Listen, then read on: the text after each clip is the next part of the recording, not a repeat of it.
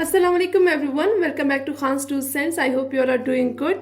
आज की वीडियो का टॉपिक है पार्ट्स ऑफ स्पीच। पिछली वीडियोस में हमने दो टेंसेस सीखे हैं, present indefinite and past indefinite tense. साथ ही कमेंट्स में ये भी कहा गया कि पार्ट्स ऑफ स्पीच पे वीडियो बनाई जाए। तो आज की वीडियो पे हम सिर्फ और सिर्फ पार्ट्स ऑफ स्पीच को डिस्कस करेंगे।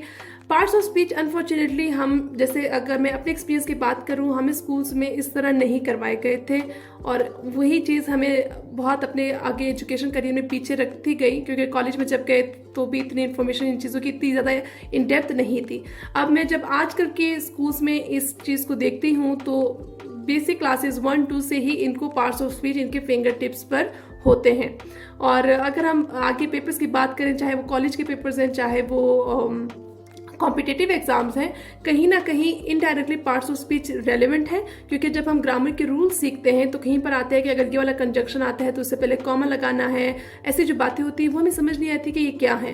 वो इसलिए क्योंकि हमें पार्ट्स ऑफ स्पीच मालूम ही नहीं है। सो आज की वीडियो में हम डिस्कस करेंगे पार्ट्स ऑफ स्पीच को। मेरी कोशिश होगी कि नहायत ही आसान अल्फाज में इनको मैं समझा पाऊँ। पार्ट्स ऑफ स्पीच बेसिकली हम कहते हैं कि जो हम एक सेंटेंस में जो अल्फाज इस्तेमाल होते हैं, हर लफ्ज़ का एक अपना फंक्शन या किरदार होता है। उसके बेसिस पे उन अल्फाज को डिफरेंट कैटेगरीज में डाल दिया गया है। फॉर एग्जांपल, एक वर्ड है जो हमें किसी चीज़ का नाम बताता है तो उसको हम कहते हैं कि ये नाउन की कैटेगरी का है। अगर कोई लफ्ज़ है जो दो जुमलों को आपस में मिलाता है तो उसको हम कहते हैं कि ये कंजंक्शन है, क्योंकि इसका करेक्टर या इसका फंक्शन ये है कि इसका काम कनेक्ट करना है टू सेंटेंसेस को। तो इस तरह करते करते there are 8 parts of speech. 8 parts of speech से मुराद ये है कि यहाँ पर हमारे पास 8 ग्रुप्स हैं, जिसमें हमने जो सेंटेंस में जो भी लफ्ज इस्तेमाल होता है वो किसी ना किसी एक ग्रुप का हिस्सा होगा। सबसे पहले और इम्पॉर्टेंट जो पार्ट ऑफ स्पीच है वो है नाउन। नाउन की सबसे आसान डेफिनेशन जो आप याद रख सकते हैं वो है नेमिंग वर्ड। वो अल्फाज जो किसी चीज़, जगह, ये हमने उर्दू ग्रामर में याद की थी अपने स्कूल में ये चीज़ें, कि जो वो लफ्ज जो किसी चीज़, जगह या मकाम का नाम बताए, उसका नाम है नाउन। तो noun is a naming word. Name of anything is noun. For example, अब हमारे सामने बुक पड़ी है। Book, cup, mug, pen, pencil, laptop, frame, mobile phone, table, ये नाम है तो इसलिए नाउन है। हाँ, अब इसकी फर्दर बहुत सी कैटेगरीज होंगी, proper noun, common noun, collective noun, बहुत सी कैटेगरीज है। लेकिन हम बेसिक पार्ट ऑफ स्पीच की बात करेंगे, वो अल्फाज जो किसी भी चीज़ का नाम बताएंगे उनको हम नाउन कहेंगे। अली, आयशा, ठीक है, किसी बंदे का नाम, किसी चीज़ का नाम, पाकिस्तान, अमेरिका, आप ये बात कर सकते हैं, इस्लामाबाद, लंदन, किसी जगह का नाम हो गया, किसी किताब का नाम हो गया, कुछ भी है तो उसको हम इस कैटेगरी में काउंट करेंगे नाउन के। Noun is a naming word. किसी बंदे या बंदी का नाम भी नाउन में ही शुमार होता है। बुक, मोबाइल, पेपर, कंट्री, ये सारे जो हैं ये नाउन है। इसी तरह अगर हम थोड़ा नेक्स्ट पार्ट ऑफ स्पीच पे जाएं तो हमारे पास सेकंड पार्ट ऑफ स्पीच है प्रोनाउन। प्रोनाउन का याद करने का आसान तरीका ये है कि प्रोनाउन, इसी लफ्ज के अंदर नाउन इस्तेमाल हो रहा है। इसका मतलब है वो अल्फाज जो नाउन की जगह इस्तेमाल हो। नाउन को उर्दू में इसम कहते हैं। प्रोनाउन अगर मैं एक जुमले में बात करती हूँ, फॉर एग्जाम्पल ईमान, ठीक है, Iman is my student, Iman studies on daily basis, Iman completes her work on daily basis. तो बार बार एक पैराग्राफ में ईमान का नाम इस्तेमाल करना सूटेबल नहीं है। उसको रिप्लेस करने के लिए हम क्या यूज करेंगे?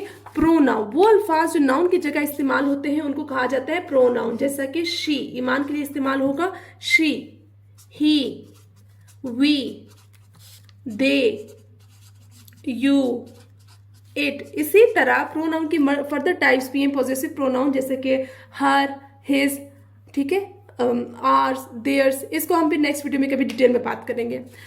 तो वो अल्फाज जो नाउन की जगह इस्तेमाल होंगे उनको कहा जाता है प्रोनाउन। इसी तरह अगला एक पार्ट ऑफ स्पीच है, इसका नाम है adjective. Adjective tells more about noun. Adjective को याद करने का तरीका ये है कि जो इसका ईडी है इसको आप मैथमेटिक्स के प्लस साइन से याद रखें। Add means in mathematics to plus something, ठीक है, किसी चीज को जमा करना। तो वो अल्फाज जो नाउन के बारे में मजीद इंफॉर्मेशन देंगे उनको हम कहेंगे एडजेक्टिव। फॉर एग्जाम्पल, अगर मैं कहूंगी कि आई हैव 3 मार्कर्स, अब मार्कर क्या है, किसी चीज का नाम है मार्कर, तो उसकी ट्री क्या बता रहा है, उसकी क्वांटिटी बता रहा है। तो जो चीज नाउन के बारे में इंफॉर्मेशन देगी वो तमाम अल्फाज एडजेक्टिव कहलाएंगे। फॉर एग्जाम्पल अगर मैं कहती हूँ 3 पेन, 3 पेन्स, या अगर मैं कहती हूँ माई बैग इज हैवी, या अगर मैं कहूँ हैवी बैग। अगर बैग की बात की जाए, बैग क्या है, नाउन है, नेम ऑफ समथिंग ना। इसी तरह पेन्स क्या है, नाम है किसी चीज का। अब 3 और हैवी का क्या काम है, 3 जो है हमें मजीद इसकी क्या कहते हैं, नंबर बता रहा है। सो वो चीज जो नाउन के बारे में मजीद इंफॉर्मेशन देगी उसको हम कहेंगे एडजेक्टिव। इसी तरह वो अल्फाज जो हमें नाउन के बारे में मजीद इंफॉर्मेशन देंगे, जैसे heavy bag, light bag, black bag, colour का जो नेम होगा, वो सारी चीजें क्या कहलाएंगी, adjective, the words that give us more information about noun. I hope it is clear. Next है हमारे पास verb. Verb is an action word. Like आप जो भी एक्शन करते हैं, जिनके लिए जो अल्फाज इस्तेमाल होते हैं उनको कहा जाता है verb. Like eating, going, playing, learning, teaching, drinking, eating, ठीक है। जितने ये अल्फाज हैं जिनमें कोई एक्शन होता है उनको, even sleeping is an action, smiling is an action, laughing is an action, cleaning, painting, ये जो जितने अल्फाज हैं इनको हम कहेंगे एक्शन वर्ड्स, और उसका टाइटल है वर्ब, ठीक है। इसी तरह वर्ब की फर्दर भी टाइप्स हैं, ट्रांजिटिव, इंट्रांजिटिव, इसकी हम बाद में बात करेंगे। ईटिंग, प्लेइंग, ड्रिंकिंग, इन सारी चीज़ों को हम क्या कहते हैं, वर्ब। ईट, प्ले, रीड, जैसे हम कहते हैं कि आपने फर्स्ट, सेकंड और थर्ड फॉर्म याद करनी है वर्ब्स की, कि अगर पास्ट में एक्शन होगा तो second form of verb use होगी, इसलिए इन अल्फाज को हम कहते हैं verb, because these are action words. I hope it is clear. Next है एडवर्ब। अगेन आपने ऊपर जैसे एड का आपने टिप ये देखी थी कि एड मीन्स टू प्लस, आपने मैथ्स वाले एड को याद रखना है, प्लस एडवर्ब। अब adjective tells more about noun, तो adverb tells more about verb. ये तो इस लफ्ज में ही क्लियर है कि ये किसके बारे में बताएगा, वर्ब के बारे में। जैसा कि प्रोनाउन, नाउन की जगह इस्तेमाल होने वाले अल्फाज को प्रोनाउन कहते हैं, इसी तरह एडवर्ब वो अल्फाज जो वर्ब के बारे में मजीद इंफॉर्मेशन देंगे उनको हम कहेंगे एडवर्ब। अब इसके एग्जाम्पल कुछ यूं हैं, for example I offer prayer daily, I offer prayers daily। अब अगर देखा जाए ये डेली किसके बारे में इंफॉर्मेशन दे रहा है, वर्ब के बारे में इंफॉर्मेशन दे रहा है, तो इसलिए इस डेली को हम क्या कहेंगे, adverb. I attend my lecture attentively या actively। तो वो अल्फाज जो वर्ब के बारे में मजीद इंफॉर्मेशन देंगे उनको हम कहेंगे एडवर्ब। जैसे quickly, I complete my work quickly, या आई एट माई आइसक्रीम क्विकली। तो वो अल्फाज जो वर्ब के बारे में हमें मजीद इंफॉर्मेशन देते हैं उनको कहा जाता है एडवर्ब। आई होप ये आपके लिए क्लियर है, ये 5 noun, pronoun, adjective, verb and adverb. अब बात करते हैं अगले 3 की, जिसमें है प्रेपोजिशन। अब प्रेपोजिशन के लिए भी इंतहाई एक आसान टिप है इसको याद करने की। आप पोजीशन से याद कर लें पोजीशनिंग वर्ड्स, ठीक है।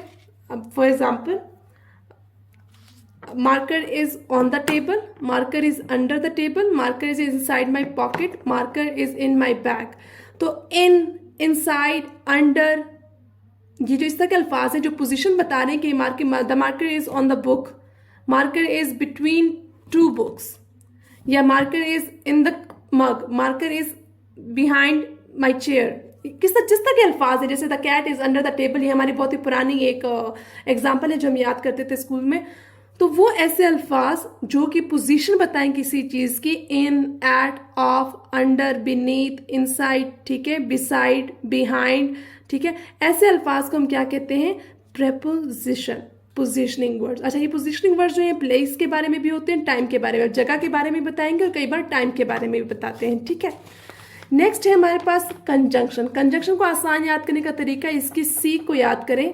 सी मीन्स कनेक्टिंग वर्ड्स, ठीक है, सी से आप याद करें, सी कनेक्टिंग वर्ड्स। सो कंजंक्शन वो अल्फाज होते हैं जो 2 जुमलों को या 2 फ्रेजेस को मिलाते हैं। जैसे कि आई वेंट टू मार्केट, अब ये एक जुमला है, और अगर मैं कहूँगी I went to market, I bought 3 apples. ठीक है, अब ये दो मुख्तलिफ जुमले हैं, बट अगर मैं इसको मिलाऊंगी, I went to market and I bought 3 apples. ये इसी तरह एक और एग्जाम्पल करते हैं, I did not attend my class, ये एक जुमला हुआ।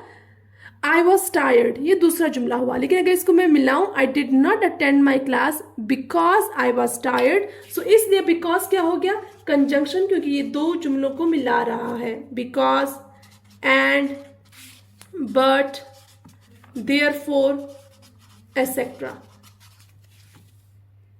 आई will not come to school because I am not feeling well. ठीक है, दो जुमलों को मिलाने वाले अल्फाज क्या होंगे, conjunction. I hope it is clear.